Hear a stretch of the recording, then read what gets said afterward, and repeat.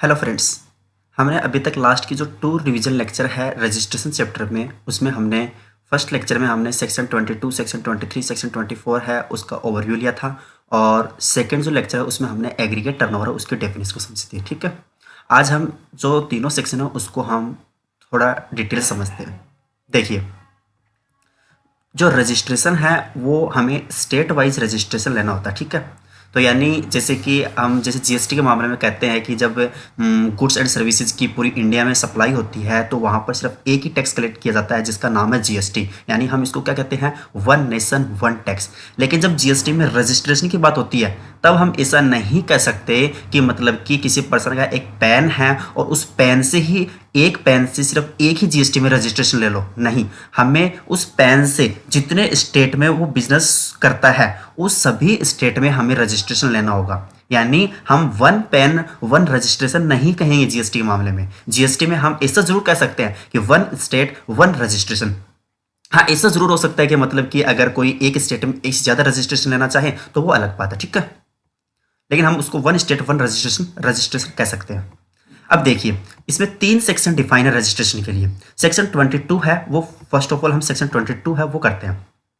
Section 22 है वो applicability बारे बताता है कि जीएसटी में रजिस्ट्रेशन लेने के लिए हम अप्लीकेबल होंगे, यानी हमें रिक्वायर्ड है कि रजिस्ट्रेशन लेना ही होगा। कब? यदि एग्रीगेट टर्नओवर है वो 20 लाख रुपीज से एक्सीड हो। अब ये एग्रीगेट टर्नओवर किसका? ये उस पैन का एग्रीगेट टर्नओवर। और पैन का एग्रीगेट टर्नओवर कैसे कैलकुलेट होगा? उस पैन, जैसे ये एक पैन है, उस पैन से जितने स्टेट में बिजनेस किया जा रहा है, जैसे ये 3 स्टेट में बिजनेस किया जा रहा है तो इन तीनों स्टेट के जो टर्नओवर उनका टोटल किया जाएगा और वो टोटल है वो उस पेन का एग्रीगेट टर्नओवर होगा। ठीक है, अगर ये पेन हो गया, इसका एग्रीगेट टर्नओवर होगा। अगर ये 20 लाख रुपए से एक्सीड हो गया तब ये तीनों स्टेट है, ये स्टेट और ये स्टेट, इन तीनों को रजिस्ट्रेशन लेना होगा जीएसटी में। यानी ये जो स्टेट का जो टर्नओवर है वो सिर्फ पैन के जो टर्नओवर है उसका कैलकुलेट करने के लिए काम आता है। सिर्फ इसको हमें रजिस्ट्रेशन से कोई मतलब नहीं है। रजिस्ट्रेशन चेक करने के लिए हमें ये जो पैन है इसका हमें एग्रीगेट टर्नओवर देखना होगा। ठीक है, अगर ये 20 लाख से एक्सीड है तब हमें जीएसटी में रजिस्ट्रेशन लेना होगा। किनको? ये तीनों स्टेट को, क्योंकि स्टेट वाइज रजिस्ट्रेशन होता है। ठीक है, अब आगे देखिए, इस 20 लाख रुपीज की एक्सेप्शन है 10 लाख रुपीज। यानी ये जो पेन है, ये जो पेन, ठीक है, ये जो पेन है, मैं इसका कलर चेंज कर देता हूं। ये जो पेन है, इस पेन है उसकी जो लिमिट है वो 10 लाख हो जाएगी। कब? यदि इस पेन से अगर एक बिजनेस भी, जैसे ये बिजनेस जिस स्टेट में किया जा रहा है, अगर वो स्पेशल कैटेगरी स्टेट में आ जाता है। स्पेशल कैटेगरी स्टेट कौन से हैं?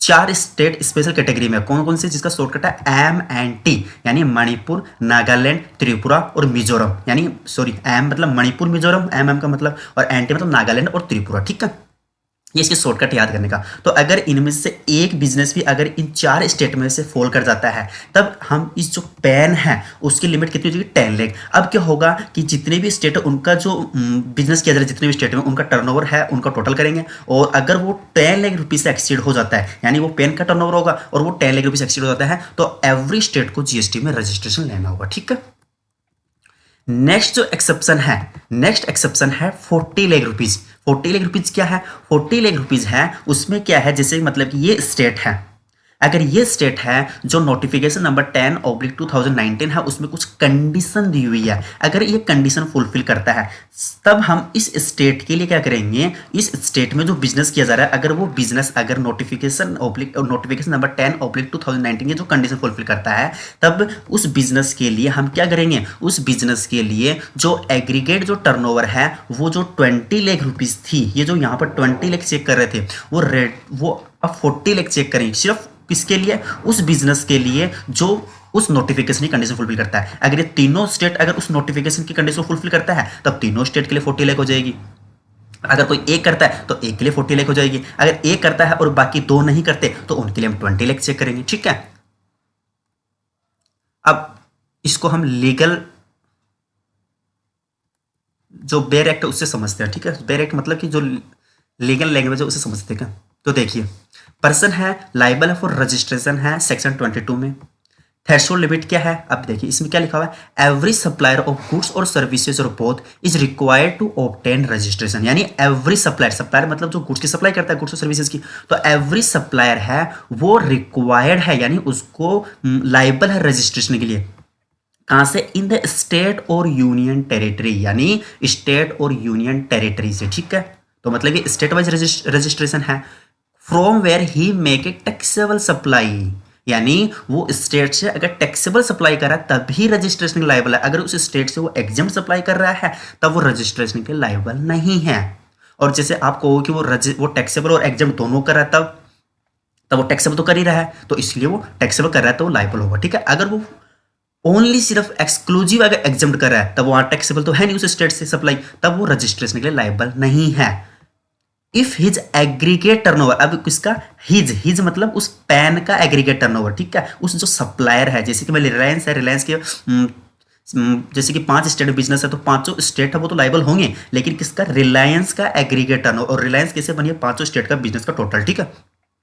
अगर हिज एग्रीगेट टर्नओवर है एक्सीड जो थ्रेशोल्ड लिमिट है, जो थ्रेशोल्ड लिमिट है हमें 20 लाख दे रखी है, ठीक है, इन ए फाइनेंशियल ईयर, यानी हम जो एग्रीगेट टर्नओवर है वो फाइनेंशियल ईयर है उसमें चेक करेंगे, ड्यूरिंग द फाइनेंशियल ईयर, याद रखना। जैसे कंपोजिशन है उसमें भी लिमिट है, लेकिन उसमें प्रीसीडिंग फाइनेंशियल ईयर है, और इसमें इन ए फाइनेंशियल ईयर, जैसे मतलब कि जो फाइनेंशियल ईयर है जैसे कि 2020-21 है वो फाइनेंशियल ईयर, ठीक है। अगर इसमें अगर हमें रजिस्ट्रेशन लेना है तब अगर ड्यूरिंग द फाइनेंशियल ईयर, जैसे कि मतलब कि मैंने बिजनेस शुरू किया था 1 अप्रैल को, ठीक है, और जब 1 अप्रैल को बिजनेस शुरू किया था तो मेरा उस टाइम तो टर्नओवर 0 था। अब क्या हुआ कि जैसे कि दिसंबर तक आते आते मेरा अगर 20 लाख से एक्सीड हो जाएगा, तो 20 लाख से एक्सीड हो गया फाइनेंशियल ईयर में, तब मुझे यहाँ दिसंबर से मुझे अब रजिस्ट्रेशन के लिए मैं क्या हो जाऊंगा, रिक्वायर्ड, यानी मैं लाइबल हो जाऊंगा, और मुझे अब 30 डेज के अंदर अंदर मुझे रजिस्ट्रेशन लेना होगा, ठीक है। तो इंपॉर्टेंट क्या है यहाँ पर कि रजिस्ट्रेशन है वो एवरी सप्लायर को लेना होगा, स्टेट या यूनियन टेरिटरी से, मतलब स्टेट वाइज है, कहाँ से, कौन से स्टेट से, जहां से वो सिर्फ टैक्सेबल सप्लाई करता है वहां से। कब, अगर उसका एग्रीगेट टर्नओवर, किसका, पैन का एग्रीगेट टर्नओवर, अगर वो थ्रेशोल्ड लिमिट से एक्सीड करता है जो 20 लाख रुपीज है, और ये एग्रीगेट टर्नओवर कब देखेंगे, ड्यूरिंग द फाइनेंशियल ईयर देख के चलेंगे। अगर ड्यूरिंग द फाइनेंशियल ईयर अगर 20 लाख से एक्सीड है तो उसे उस फाइनेंशियल ईयर में जब से वो 20 लाख से एक्सीड कर जाता है वहां से उसको रजिस्ट्रेशन लेना होगा, ठीक है। इसकी एक्सेप्शन है, एक्सेप्शन क्या है, एक्सेप्शन नंबर है फर्स्ट कि जो 20 लाख रुपीज है वो लिमिट रेड्यूस होकर 10 लाख हो जाएगी अगर वो बिजनेस कैरी आउट कर रहा है जो special category state, special category state कौन से थे, मणिपुर, मिजोरम, नागालैंड, त्रिपुरा, MNT, ठीक है। तो ये हमने अभी ऊपर समझी थी। अब नेक्स्ट देखिए, जो नोटिफिकेशन नंबर 10/2019 क्या बोलता है, वो बोलता है एग्जेम्प्ट करता है एनी पर्सन को वो is engage in exclusive supply of goods. याद रखना एक्सक्लूसिव, अब हमने बोला था कि जो बिजनेस था, हमने अभी ऊपर एग्जाम्पल में देखा था, ये जो बिजनेस था ये नोटिफिकेशन की जो कंडीशन है उसको फुलफिल करता है। अब कब फुलफिल माना जाएगा, देखिए अब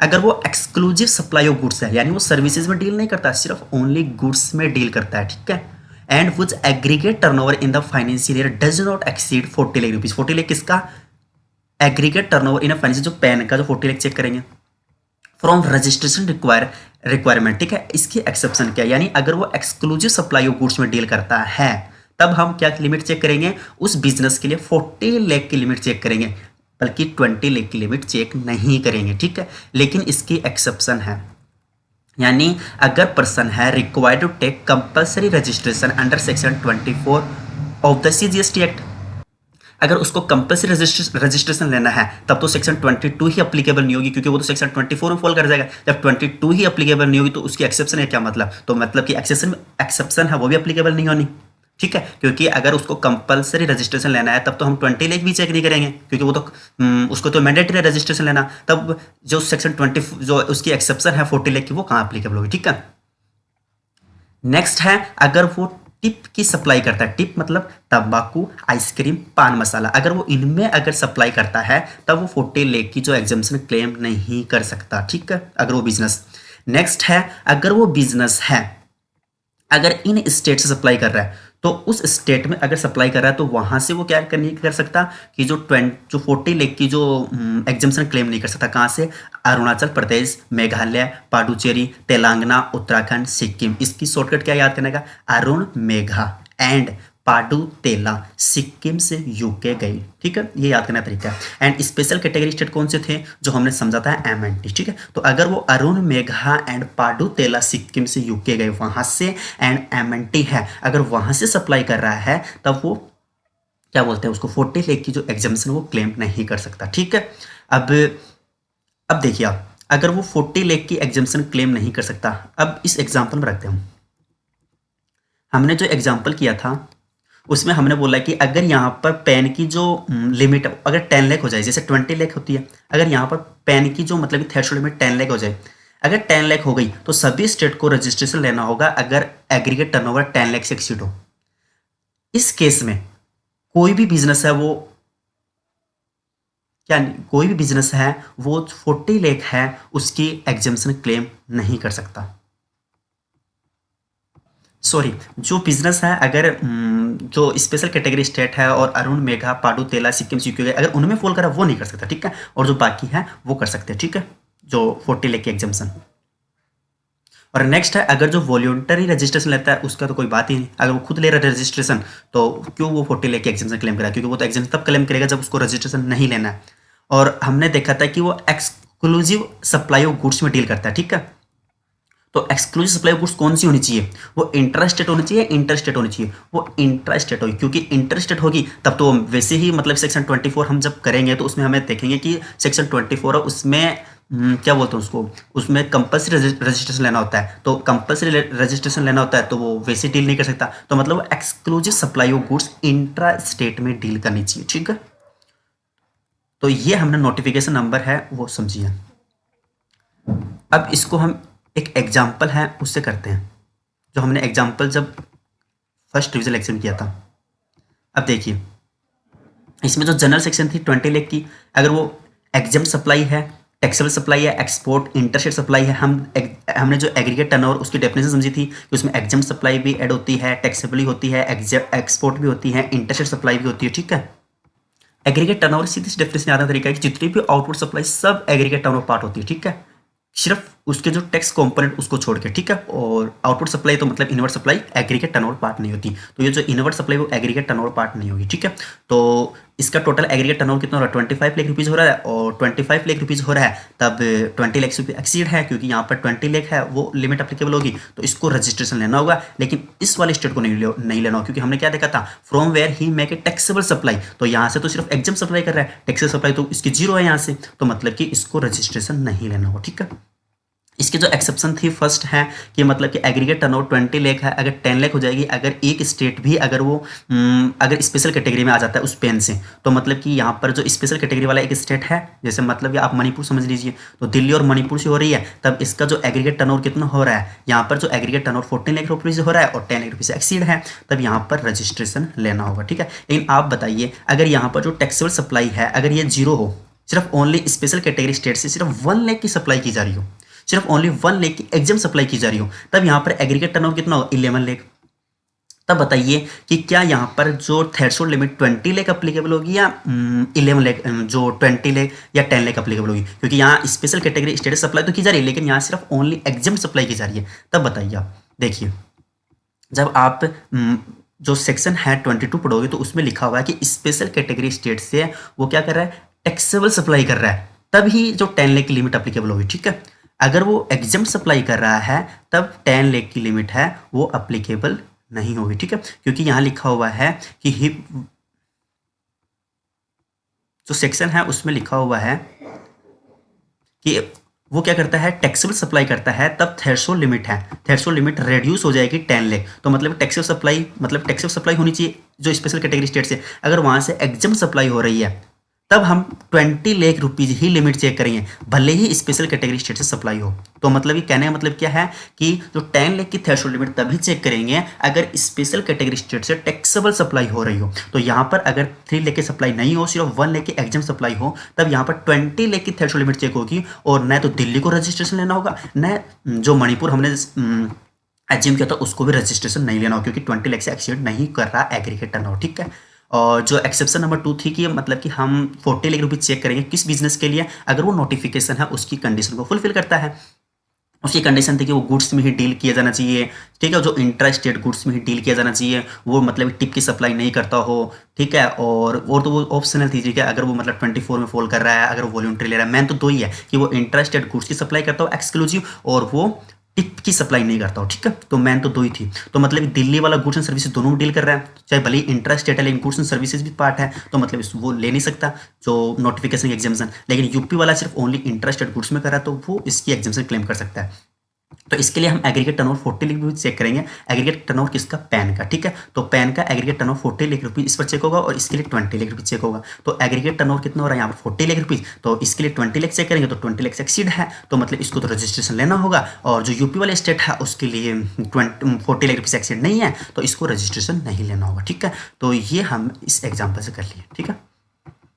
तो हमने सेक्शन 22 है वो समझ ली, सेक्शन 22 है उसमें 2 एक्सेप्शन समझी, और इसका जो जनरल सेक्शन पढ़ा समझा, ठीक है।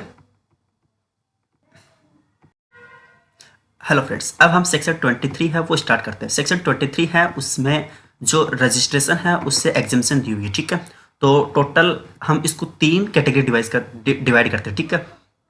फर्स्ट जो एग्जाम्शन दी हुई है वो दी हुई है जो एक्सक्लूसिवली नॉन टैक्सेबल या एग्जाम सप्लाई में डील करता है, जो एक्सक्लूसिवली नॉन टैक्सेबल या एग्जाम सप्लाई में डील करता है उसको एग्जाम्शन दी हुई है। सेकंड एक एग्रीकल्चरलिस्ट है उसको एग्जाम्शन दी हुई है, कहाँ तक? To the extent of out of cultivation of land, ठीक है, जो खेती करके जो करता है।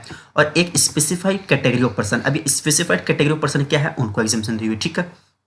तो फर्स्ट हम शुरू करते हैं कि जो एग्जाम्शन दी हुई है फर्स्ट किसको दी हुई है? पर्सन जो इंगेज है एक्सक्लूसिवली, यार है ना, एक्सक्लूसिवली मतलब कि पूरी की पूरी exclusively in the business of supplying goods और सर्विसेज और नॉट लायबल टू टैक्स या वुली एग्जाम फ्रॉम टैक्स, या तो मतलब कि वो नॉन टैक्सेबल है या वुली एग्जाम फ्रॉम टैक्स है। अब ये नॉन टैक्सेबल सप्लाई क्या होती है, एग्जाम सप्लाई क्या होती है, वो हमने कहाँ किया था? जो सेकंड जो लेक्चर था उसमें हमने देखा था कि नॉन टैक्सेबल सप्लाई क्या होती है, जो 5 पेट्रोलियम प्रोडक्ट है और जो alcohol liquor for human consumption वो एक्सक्लूसिव, वो क्या होती है? नॉन टैक्सेबल सप्लाई होती है। और एग्जाम सप्लाई है उसमें नॉन टैक्सेबल सप्लाई भी इंक्लूड होती है, ठीक है। लेकिन हम अगर एग्जाम सप्लाई से नॉन टैक्सेबल सप्लाई अगर अलग करते हैं तो सिर्फ और जो बचती है एग्जाम सप्लाई उनमें कौन सी आती है? जिन पर nil rate of tax attract होता है, जो जनरली गुड्स के केस में होता है, या जिनको वुली एग्जाम कर रखा है। और वुली एग्जाम किसको कर रखा है? सर्विस को कर रखा है जनरली, जो मतलब कि नोटिफिकेशन नंबर 12/2017 है उसके थ्रू कर रखा है।